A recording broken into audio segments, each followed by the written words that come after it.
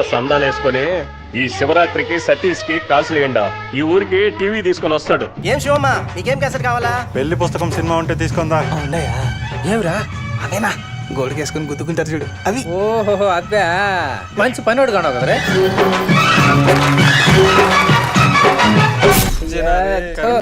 అట్లా పురుగులు వాడా సరైన సమయానికి కరెంట్ పోయి వచ్చింది.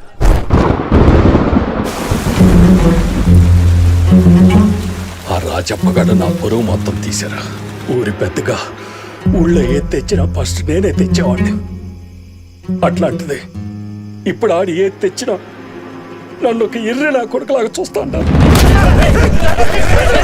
టీవీ చూసుకొని బిల్డప్. అవును ఎత్తో నీ టీవీలో నా డాష్ పెడితే ఊరికే నోట్కొచ్చినట్టు మాట్లాడితే కర్తలు వాగిపోతాయి.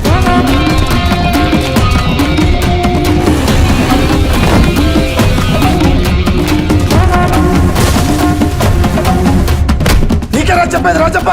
కోసి కారం పడతా నీ అబ్బా.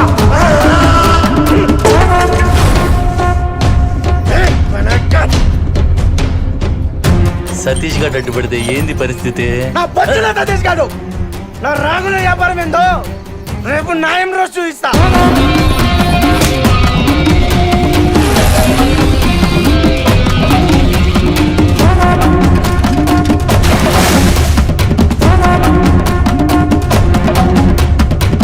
దీనంతటి కారణం ఆ టీవీ.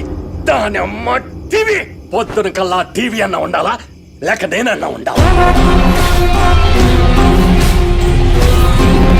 ఆ దినం నువ్వు ఈ రోజు లెక్క దాక్కుంటే నీ బదులు మీ అమ్మ తిరగాల్సి వస్తుంది ఊరు నిండా 3 చుట్లు. మీరేంద్ర నా బొచ్చులో తినిపించేది?